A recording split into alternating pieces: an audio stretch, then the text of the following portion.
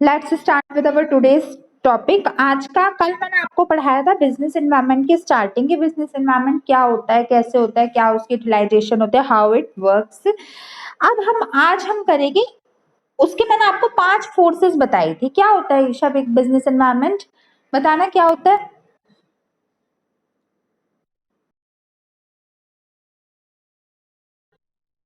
ना इतना डिटेल में नहीं, इतना डिटेल में नहीं, छोटा सा बता दो। लाइन की एक लाइन में अगर मैं आपसे पूछूं तो क्या होता है बिजनेस एनवायरनमेंट?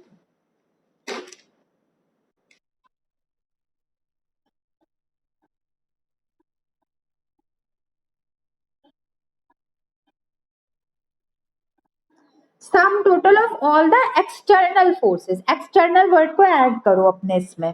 ठीक है। अब मैंने इसके आपको 5 फोर्सेस बताए थे। कौन कौन सी फोर्सेस थी वो?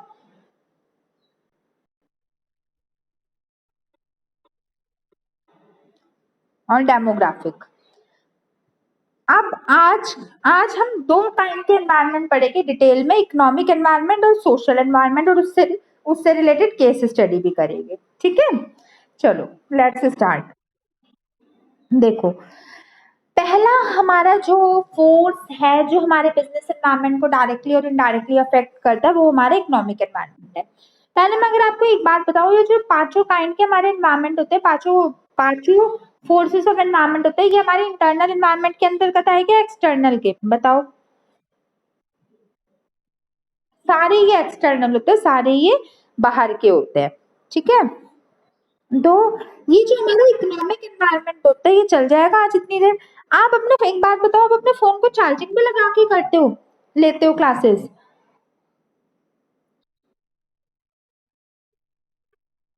अच्छा, मैं कह रहा हूँ आज तो मेरा 9% है, चल जाएगा। चलो स्टार्ट में अपना 60-70 करता है, फिर भी ये लग ही जाता है बहुत जल्दी। देखो, ये इकोनॉमिक एनवायरनमेंट है।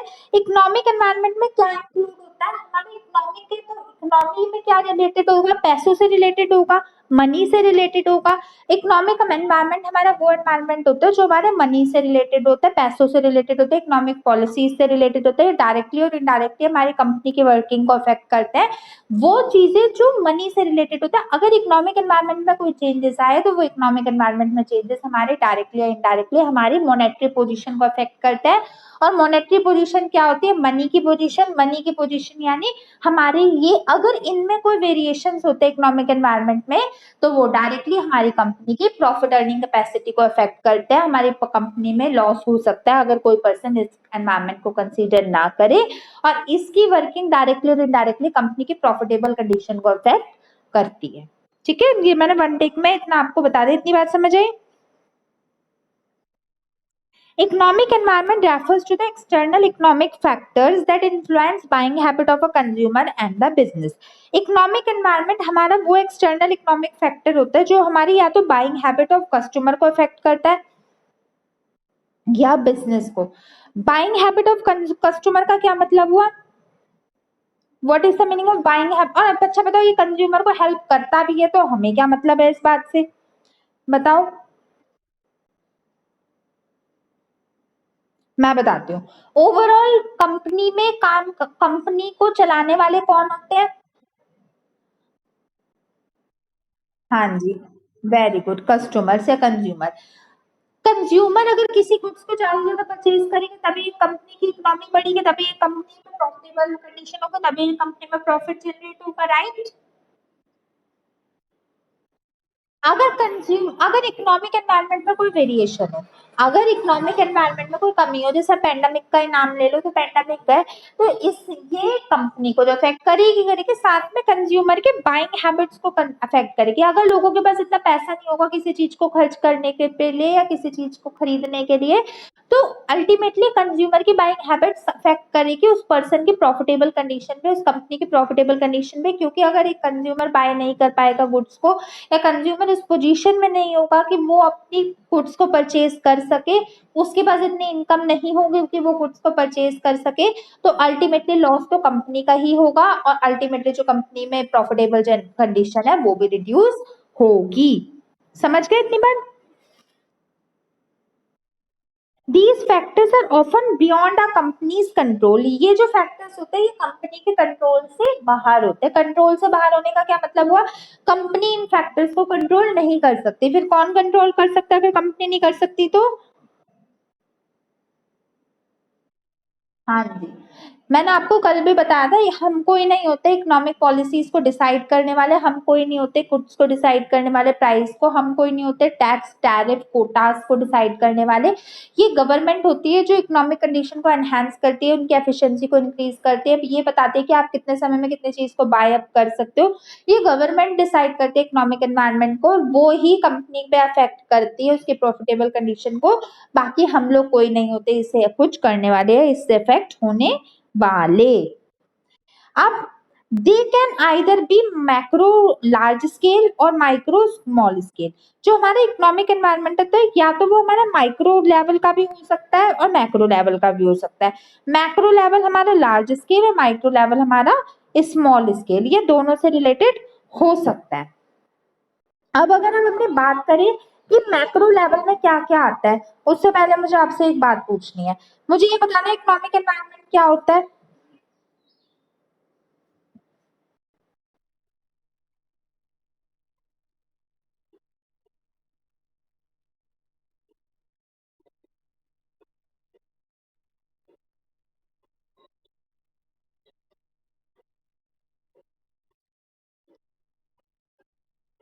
राइट। और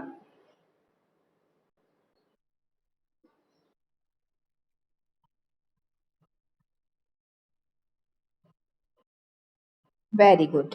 ये कितने काइंड्स के हो सकता है इकोनॉमिक एनवायरनमेंट हमारा? Very good. चलो अब हम मैक्रो फैक्टर्स देखते हैं। जो मैक्रो इकोनॉमिक एनवायरनमेंट फैक्टर्स होते हैं कि मैक्रो कौन कौन से ऐसे फैक्टर्स होते हैं जो हमारे इकोनॉमिक एनवायरनमेंट को अफेक्ट करते हैं। Let's see. फर्स्ट होता है हमारा एम्प्लॉयमेंट एंड अनएम्प्लॉयमेंट। आप मुझे बताएं एम्प्लॉयमेंट और अनएम्प्लॉयमेंट हमारे कैसे अफेक्ट करती है इकोनॉमिक एनवायरनमेंट के तहत हमारी कंपनी को?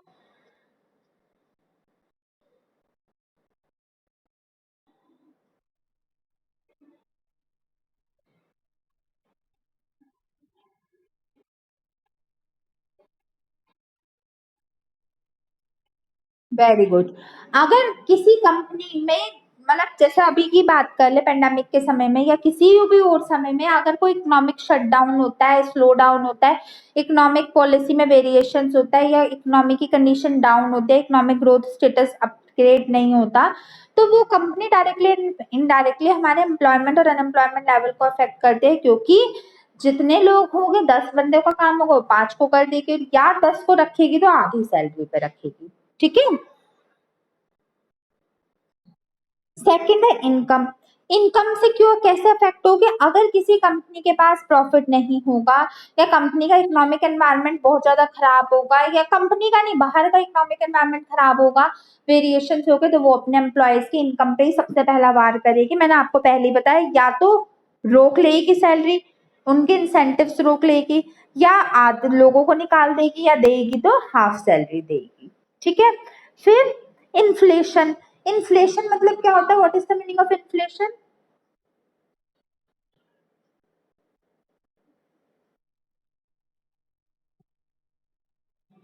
महंगाई। इन्फ्लेशन मतलब महंगाई। बीइंग अ कॉमर्स स्टूडेंट तो आपको ये पक्का ही पता होना चाहिए, वैसे तो सबको ही पता होना चाहिए, बट इकोनॉमिक कॉमर्स स्टूडेंट तो आपको इन्फ्लेशन मतलब जरूर पता होना चाहिए। इन्फ्लेशन मतलब महंगाई। क्या होता है इन्फ्लेशन मतलब? महंगाई।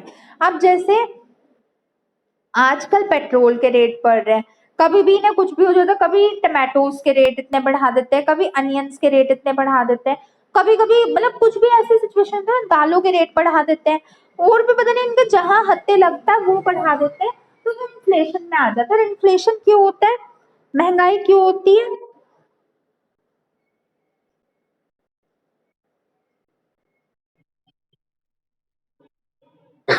महंगाई इसलिए होती है जब जब इकोनॉमिक में कोई प्रॉब्लम आए, इकोनॉमिक विपत्ति आए, या इकोनॉमिक शटडाउन की पोजीशन में हो, या economic related growth and development ना हो, तो वो सबसे पहले अपनी महंगाई बढ़ा के देखो। पेंडेमिक में जितना लॉस हुआ, जितना खर्चा निकल रहा है, निकलेगा कहाँ से?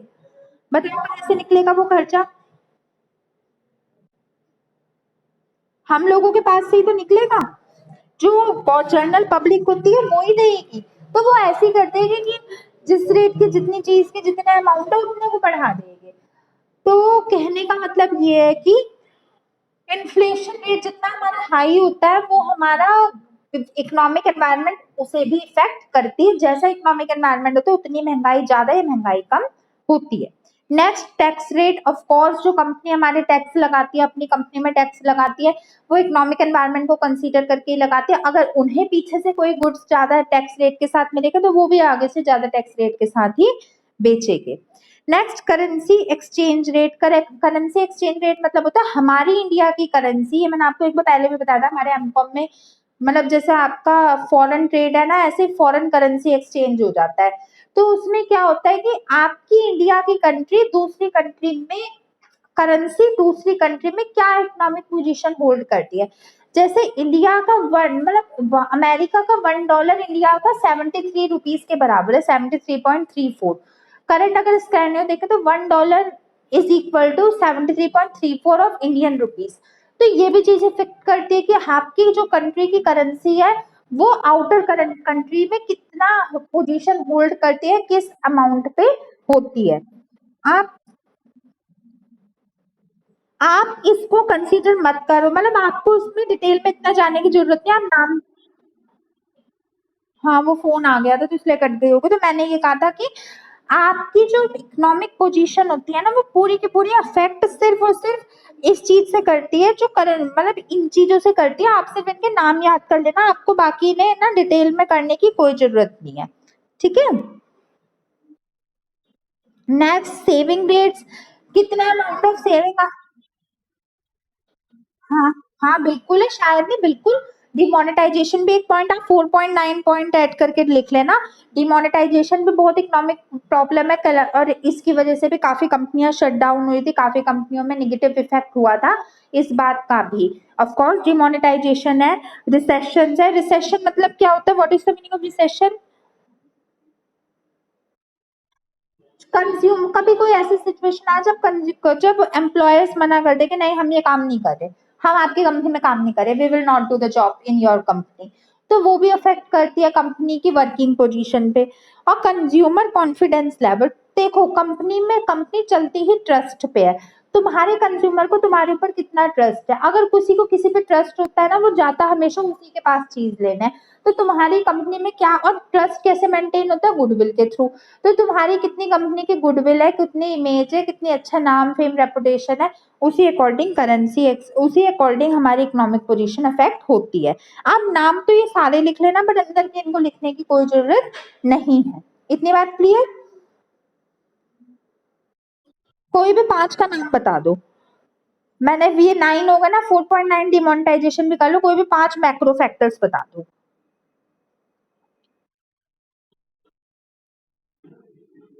राइट। हाँ जी। हाँ जी। क्या? हाँ, currency exchange rate, savings rate, consumer confidence level, etcetera. ठीक है। चलो अब हम माइक्रो फैक्टर्स इंक्लूड करते हैं। माइक्रो छोटे, जैसे माइक्रो इकोनॉमिक्स होती है, स्मॉल यूनिट होती है, तो ये माइक्रो हमारे छोटे फैक्टर्स होते हैं। इन्हें कंसीडर कर लेते हैं। पहला होता है हमारा साइज ऑफ अवेलेबल मार्केट। मतलब अवेलेबल आप, मतलब आपकी कंपनी जो गुड्स प्रोड्यूस कर रही है उसकी मार्केट रेंज कितनी है। मार्केट रेंज मतलब उसकी मार्केट में कंडीशन कितनी है, उसके मार्केट में वैल्यू कितनी है। सपोज करो आप क्लोथ्स की इंडस्ट्री में हो या आपकी कंपनी क्लोथ्स की है तो उसकी तो बहुत मार्केट रेंज है। या अगर आप कौन सी ऐसी गुड्स को प्रोड्यूस कर रहे हो, जो गुड्स को आप प्रोड्यूस कर रहे हो उनकी मार्केट अवेलेबल मार्केट साइज क्या है, वो अफेक्ट करता है या वो इंक्लूड होता है हमारे माइक्रो फैक्टर में। पहला। Second, demand for companies product और सर्विस। आपकी जो गुड्स आप प्रोड्यूस कर रहे हो उसकी क्या डिमांड है, कितने लोग उसे बाय करना चाहते हैं, कितने लोग उस पे उससे खुश होते हैं, कितने लोग उस पे ट्रस्ट करते हैं, वो demand for a product for companies product और सर्विसेज में आ जाता है। थर्ड होता है कंपटीशन। आप जो गुड्स प्रोड्यूस कर रहे हो उसके कॉम्पिटिटिव जो ब्रांड होते हैं वो क्या प्रोड्यूस कर रहे हैं, ये कैसे प्रोड्यूस कर रहे हैं, या आपके जो गुड्स है उनके कॉम्पिटिटिव ब्रांड्स के गुड्स की क्या वैल्यू है।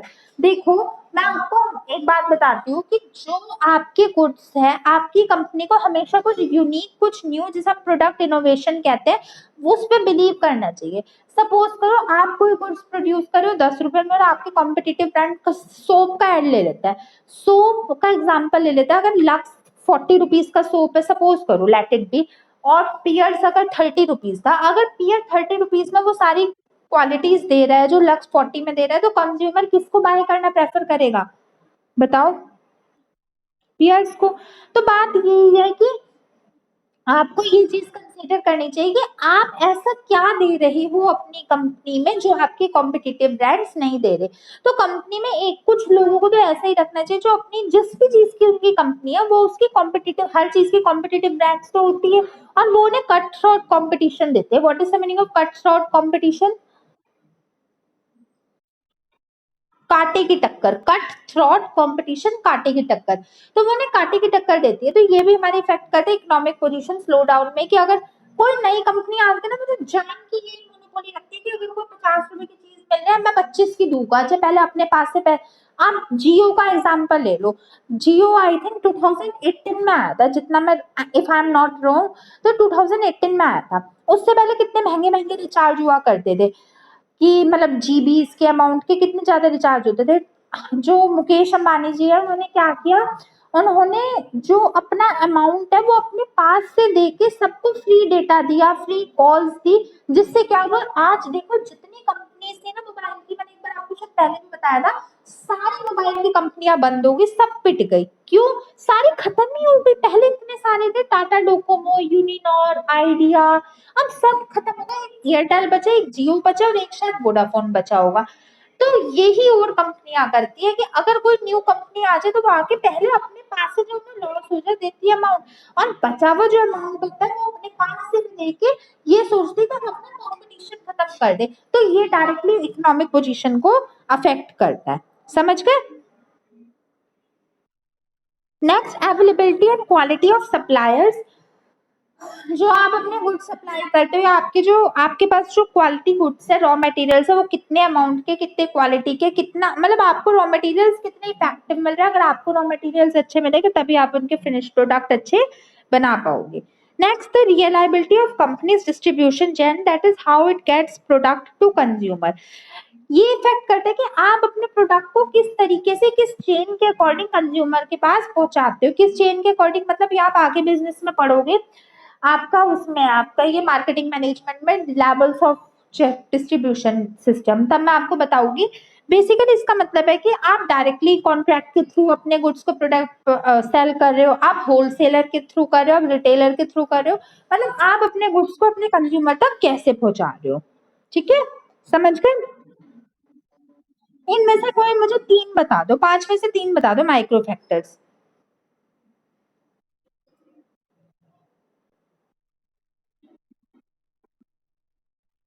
हाँ जी, वैसे पीछे वाले में बता। Competition, very good. Demand for the,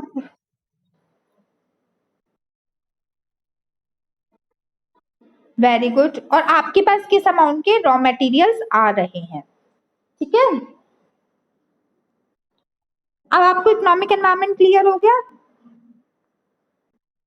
चलो सोशल एनवायरनमेंट के थ्रू ऊपर चलते हैं। Social environment of a business. Social environment में क्या इंक्लूड होता है? Social environment consist of the sum total of society's beliefs, customs, practice and behaviours. इसमें होता है कि जो आपकी कंपनी कोई कुछ प्रोड्यूस कर रही है, या आपकी कंपनी किसी चीज का पार्ट है, तो उसे वही चीज प्रोड्यूस करनी चाहिए जो सोसाइटी के दायरे में हो, सोसाइटी के रूल्स एंड रेगुलेशंस को मान के करने चाहिए।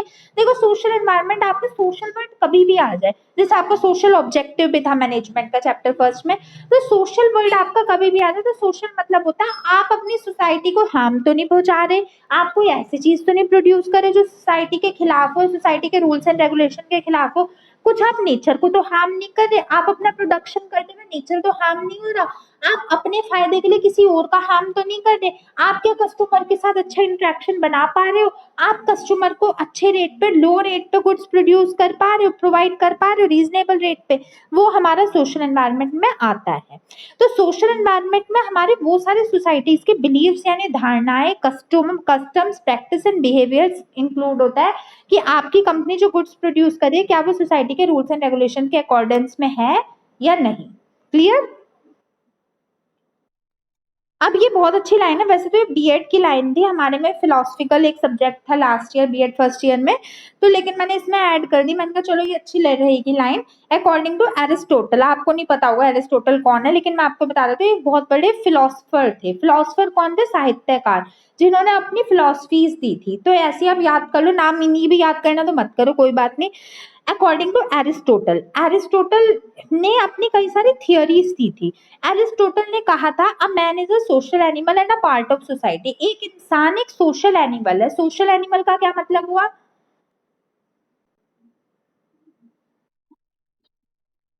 ना ना ना ना, सोसाइटी में रहने वाला, and being the part of society, and the part of society.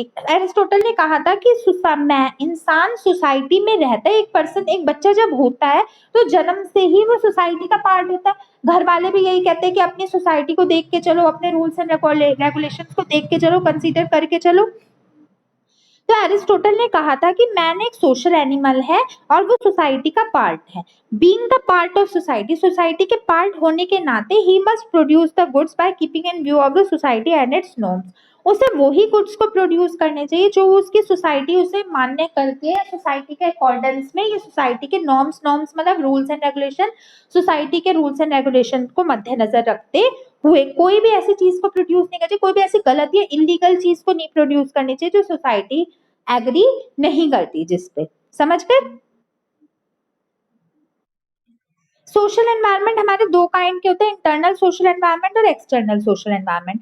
Internal social environment हमारी कंपनी की बाउंड्री के अंदर का एनवायरनमेंट होता है और एक्सटर्नल सोशल एनवायरनमेंट हमारी कंपनी की बाउंड्री के बाहर का सोशल एनवायरनमेंट होता है।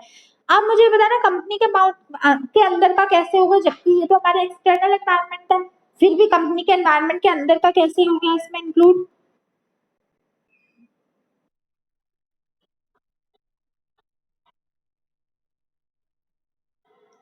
हाँ, सही जगह है या नहीं, और साथ में आप अपने एम्प्लॉयज से कोई एक्स्ट्रा टाइम तो नहीं करवा रहे फ्री में, आप अपने एम्प्लॉयज को सैलरी दे रहे हो या नहीं दे रहे, आप अपने एम्प्लॉयज को बोनस पर्क्स दे रहे हो या नहीं दे रहे, आपका एटीट्यूड कैसा है अपने एम्प्लॉयज के साथ, आप अपने एम्प्लॉयज के साथ हार्श ट्रीटमेंट तो नहीं कर रहे।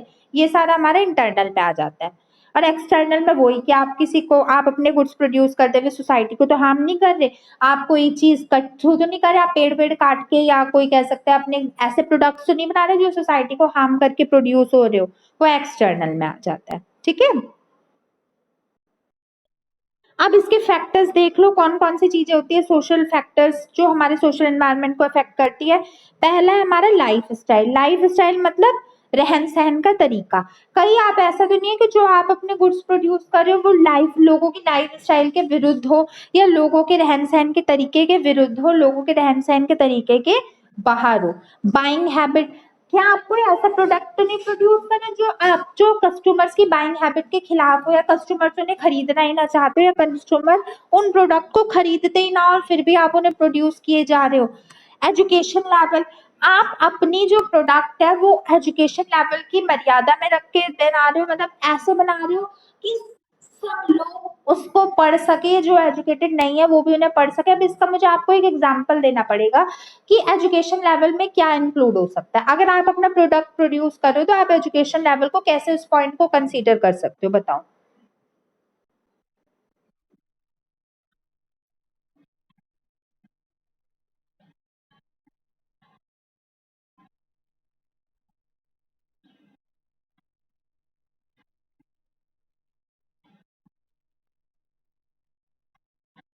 हाँ, वो तो जैसे आपने डाबर आंवला का ऑयल का बताया है, हो सकता है ऐसा भी।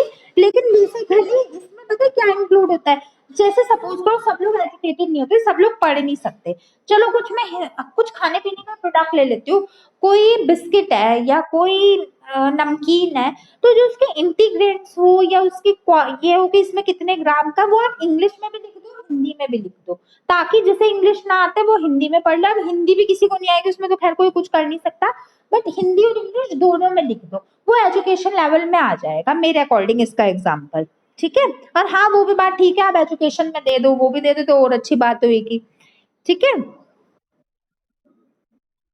नेक्स्ट बात, एम्फेसिस ऑन सेफ्टी। जो आप गुड्स को प्रोड्यूस करो वो सबकी सेफ्टी को मद्देनजर रख के करो, आपके एम्प्लॉयज उससे हार्म तो नहीं हो रहे, आपकी सोसाइटी उससे हार्म तो नहीं हो रही, वो आ जाता है हमारा एम्फेसिस ऑन सेफ्टी में। रिलीजन एंड बिलीफ, आप कोई ऐसी चीज तो नहीं बना रहे जो किसी एक पर्टिकुलर रिलीजन के खिलाफ हो, या आप एक रिलीजन को सुपीरियर शो करो, दूसरे रिलीजन को इंपीरियर शो करो या कम शो करो, ऐसा तो नहीं कर रहे आप ऐसा तो नहीं करे कि कोई आप ऐसा गुड्स प्रोड्यूस करो जो लोगों के हेल्थ कंडीशन के खराब है, या लोग उसे खा के या कंज्यूम करके उनके हेल्थ खराब हो जाए। Attitudes towards savings and investment, आप उतना ही गुड्स प्रोड्यूस करो ना जो चीप हो, जो सबकी सेविंग्स और इन्वेस्टमेंट में आ सके, सब उसे परचेज कर सके। आप ग्रीन प्रोडक्ट्स प्रोड्यूस कर रहे हो, ग्रीन प्रोडक्ट्स कौन से हो गए बच्चा, what is the meaning of green products?